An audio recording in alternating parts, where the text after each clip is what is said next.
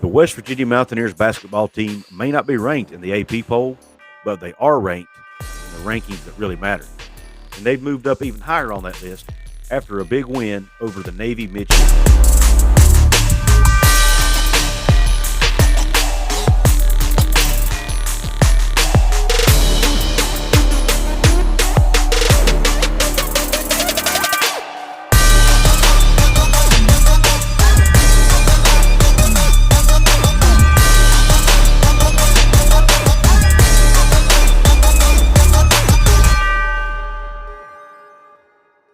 What is up, Mountaineer Nation? My name is Couz. And I'm Mountaineer Paul. We present to you Oops from the Hills.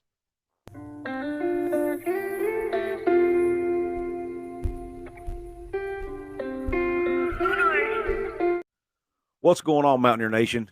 Couz and Mountaineer Paul here with you again. Welcome to Hoops from the Hills. We're going to talk a little bit about West Virginia's big win over the Navy Midshipmen yesterday, December the 7th, which just so happened to be Pearl Harbor Day. Ironic that the Navy Midshipmen were in Morgantown to play the Mountaineers on that day when a ship called the USS West Virginia was attacked and really brought the United States into World War II. So a big day. There was a lot of lives lost that day. So thoughts and prayers out to the families of those people, and we need to always remember those victims of that attack. But let's get into the episode. I'm joined here by obviously Mountaineer Paul and I on our new channel here, Hoops from the Hills. But when you look at the game last night, Paul, I want to get your reaction. West Virginia defeated Navy 85-64. What were your overall takeaways from this game? Listen, I think we can focus on some of the negatives, but at the end of the day, good teams win games and great teams cover. And the spread yesterday, -18. At the end of the day, the Mountaineers covered. There's a lot to clean up. If Austin Benini would have had a little bit of help yesterday, the Mountaineers may have been in trouble because that kid was absolutely unstoppable, scoring 20 points, 8 of 10, 80% from the field. I don't think he missed a free throw. 5'11", 170 pounds, freshman, true freshman. Coach Huggins after the game stopped him in the handshake line. I thought that was funny. They said, Huggins, what'd you say to him? He said, I told him to come to West Virginia if he ever gets out of the Navy. He said he was just kidding, but I think he was being serious probably. That kid, man, he played with guts. I think he plays with a chip on his shoulder. He wants to prove that he belongs, and he consistently scored over the trees. Really impressed with what that kid did, and also grateful to have somebody like that protects us. As far as the Mountaineers go, a lot to clean up on the defensive end and our rotations. Interesting that Hugs has not gone to the zone very often. You know, as long as this team is, I can remember some of our better teams, especially the 2010 team. That 1-3-1 that he ran with those guys was so good, so devastating. But obviously Hugs knows better than I know, and some of the link that we have maybe just isn't ready to absorb that kind of information yet. But offensively, we were juggernaut. Yeah, I agree. And, that's one thing this team, last year's team struggled to guard, struggled to rebound. Some of the same struggles this team is having. But this team shoots the ball so well that it overshadows all that stuff. When you shoot the ball as good as this team shooting it, man, it can heal a lot of wounds. You know what I mean? I mean, it can really offset a lot of weaknesses. But you were talking about the defense. One of the things that might be preventing Hugs from doing a more zone, like you said, it could be experience, but two, it also could be maybe he doesn't want to show everything right now. Right now, they're playing teams that they should be able to beat, and maybe he doesn't want to show everything in their repertoire before they go into Big 12 play. Now, maybe I'm overthinking it. I lean more towards probably what you're saying, which is an experience thing. But I want to go over the stats real quick, or a few of the key stats anyway from last night's game, just for our viewers here. But the field goal percentage, Navy shot the ball 46.4%. West Virginia shot 55.2% from the floor, 45.8% from three. Not that great from the free throw line. They were only 62.5% from the free throw line, but Navy only shot 37.5% from the free throw line and only shot 8 free throws. Very low number of fouls in this game. West Virginia only shot 16 free throws. Navy only shot 8. So And then rebounding, West Virginia out-rebounded them 38-23, had 22 assists to Navy's 14. Navy actually had one more steal than West Virginia, which is a little surprising, 5-4. Turnovers, each team had 9, and then blocks, West Virginia had 3 and Navy had 2. And then individual stats, you mentioned Benini from Navy, great basketball player. I mean, just looked really good. Did a lot of damage getting the ball into the paint, taking it to the rim. But for West Virginia, Trey Mitchell quietly, in a way, had a great game. He did. 19 points on 8 of 12 shooting. I mean, I think he had 6 rebounds to go along with that. So just a really solid performance from Trey Mitchell last night. What did you think about his performance? He missed his first 2, so he really rallied back, and was able to make some tough shots. He really had a mismatch last night. He's a big dude. He was able to shoot over some of the shorter defenders from Navy. I thought that was big. Yeah, he hit some 3-pointers last night, and it was really big for him because that was what we were told he could do when he came here. It was nice to see him actually stretch out and do it. Yeah, he was actually 3 of 4 from 3-point range last night, like you mentioned. And some other guys who played really well. Eric Stevenson, once again, continues to shoot the ball well. Put in 13 points, 3 of 7 from 3, 5 of 9 from the floor overall in 27 minutes. Kedrian Johnson had a nice night last night. Made 1 of 2 from 3, 3 of 4 from the floor, 11 points. He went to the free throw line 5 times as well and made 4 of those. So I thought he played one of his best games as a Mountaineer last night. Agreed. And then off the bench, once again, Mr. Consistency, Joe Toussaint. 12 points, 7 assists, 5 rebounds. Just another solid game. 2 steals to go along with that. Coach Huggins made a statement in his press conference. He said Joe's probably their most consistent player right now. Game in, game out, he's just bringing it, man. That guy's been a really great addition to this team. I mean, he played 23 minutes last night, which is the 3rd highest on the team, along with Trey Mitchell, and that was off the bench. So giving them great productivity off the bench right now is the Iowa transfer, Joe Toussaint. Joe Toussaint. Yeah, I know you and I have talked about him quite often. Off we camera. Both did shows on him as well. We did, yeah, with Corey from the Hawkeye of the Storm, who, by the way, I'm going to plug his show. You go check out From the Hawkeye of the Storm. If you ever want to hear anything about Iowa Hawkeyes basketball or football, he's your guy, man. Just does great Women's work basketball over there as well. Oh, yeah, great point. But he just does great work over there. Top-notch guy, top-notch content.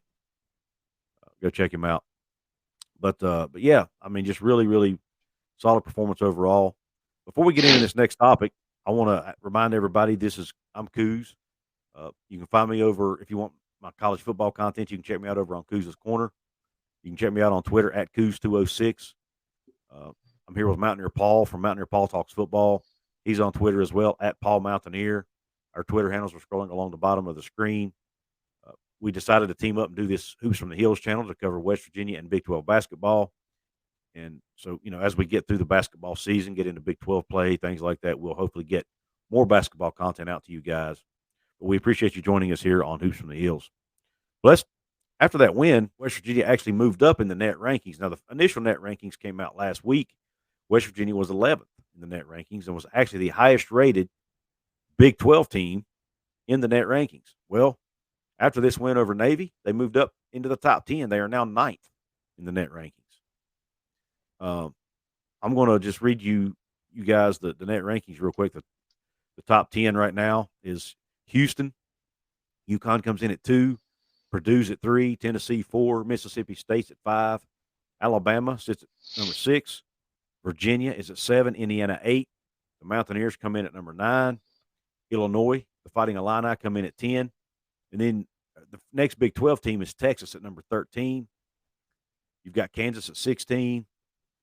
You've got Iowa State at 21.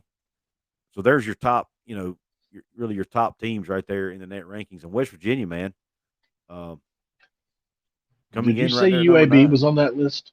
47. Yeah. They're top 50. Oh, 47. Yeah. They're probably better than that, but yeah. Yeah, I mean, it's probably strength of schedule, I would imagine, is there. Yeah. Hugs said they're the best team we played by far so far. They beat Georgia. They beat some Power 5 schools. They're 3-0 in quad 4 wins, but don't have any quad 1 wins. West Virginia don't have any quad 1 wins either. Right. but we're 2-0 against quad 2 and 2-0 against quad 3, and our strength of schedule is really high. So I think that's where Here's the thing about those kind of wins is you really don't know what they are until later in the year, in my opinion. right. With the quad 1, 2, 3, and 4 wins, like Florida, for instance, they're 5-3 right now. Hmm. Let's say they go on a run and win 12 in a row, Yeah, and the next thing you know, they're 17-3. Well, that now turns into a quad 1 win, as to where now it looks like a quad 2 or 3 win, you know. hmm, So yeah, I always like to look at the quad a little bit later in the year, just because we don't know who everybody is yet. right. Well, Like I mean, like us last year. yeah. Well, I mean, this is a very fluid thing. We all know, and it's early in the season. We haven't even got into conference play yet. But for those who may not be That's all we familiar, got. yeah, the net rankings basically replaced what they used to call the RPI rankings, which is a rankings that's really important when determining who gets into the NCAA tournament. It takes pretty much everything into account. Some of the things it takes into account: overall win percentage, average opponent win percentage, average opponent's opponent win percentage. That's wild. Obviously, the results. Your overall results, game location, whether it's home or away. The strength of schedule obviously comes into play, and we all know West Virginia has one of the toughest schedules in the country. Scoring margin, how bad you win. What's the spread of your games, of your victories, and I guess of your losses too, for that matter. And then quality of wins. What teams have you beaten? And that's like we talked about, quad 1, quad 2, quad 3, quad 4. Your quad 1 wins are those big wins. If you can beat any quad 1 win you get, is really going to help your resume come March. I don't expect West Virginia to stay in the top 10. Honestly, we could. It's possible, but I don't expect us to, because we all know the Big 12 is going to be a gauntlet. Even a team that looked like they faltered earlier, like TCU, looks really good now. Now they're seven Right. and one. Yeah. Um, just look at the big. If you pulled up the Big 12 as a whole and looked at all the records in there yet, have you I done have that not. yet? I have not. Just do it. Get even better next year when Houston comes into the fold. Right Yeah, now, they're the number 1 net ranked team in the country. I mean, BYU plays yeah, good basketball from time to absolutely. time, Cincinnati, UCF. So yeah, it's going to be exciting, man. I'm looking forward to it. But and that's not counting if an Arizona, Gonzaga type teams come in. It'd be nice. real quick, everybody, I just want what I'll do next is I'll kind of go over West Virginia's next few games here, what their schedule looks like. They're on in the middle of a 4-game home stretch here. Obviously, last night they played Navy. They play UAB this coming Saturday, the 10th at 6 o'clock. They play, but then they play Buffalo on the 18th. Then they play Another good team. Stony Brook at home, and then they start Big 12 conference play on the road at Kansas State on New Year's Eve at 7 p.m. So, and that's really when the fun starts, right? Yeah, West Yeah, Virginia right now sits at 7-2 on the year, getting ready to go into what should be 3 more wins, hopefully, here before they start, and they should go into Big 12 conference play at 10-2. a few people that feel like West Virginia is going to lose Saturday. Um, just from my research online, Yeah, UAB is that good. There are certain outlets that have predicted them to make a Sweet 16 Elite 8 run this year. That's how good some people think they are. While I think we're a better team, I think they're more of a one-man show. They have one guy that averages 26 points a game, which is a lot. yeah, And they've got a couple other guys who can fill it up too. But they've got 3 guys that are really good, and then we're more talented in every other spot. right. Well, I mean, the guy you're talking about, Jordan Walker. I mean, he's Mm-hmm. like you said, he's averaging right at 26 a game. Now, he's probably going to get his, but the key is going to be. And by the way, that leads the nation in scoring. Is, can West Virginia stop, you know, everybody else? And I think they can. And can they Uh, stop us? right, right. And I mean, just the way this Mountaineer team's been shooting the ball has just been extremely It's been impressive. I fun. mean, there's been kind of a running joke amongst us Mountaineer fans, because it seems like every year going into the season, Huggins says this team can make shots. This team can make shots. When it never pans out once they get into playing games. And so there's kind of a running joke, this team can make shots, ha ha ha. Well, the one this year so far is making shots. They're shooting at a very high clip right now. Paul, I appreciate it, man. Appreciate it. We always enjoy bringing you guys this content. Paul and I do. Ask if you guys haven't yet, please subscribe to this channel. We're trying to grow this. If you like Mountaineer basketball content, this is a place for you. Please like the video, give us that thumbs up, share it with your friends that like Mountaineer hoops, and drop a comment below. Let us know what you think about Mountaineers win over Navy, and then also if you want to mention something about the upcoming game against UAB, and also Mountaineers being ranked in the top 10 in the net rankings right now after 9 games.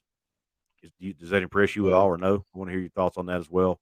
So let us know in the comments, guys, and we really appreciate your support here on Hoops from the Hills and our other 2 channels as well, Couz's Corner and Mountaineer Paul Talks Football.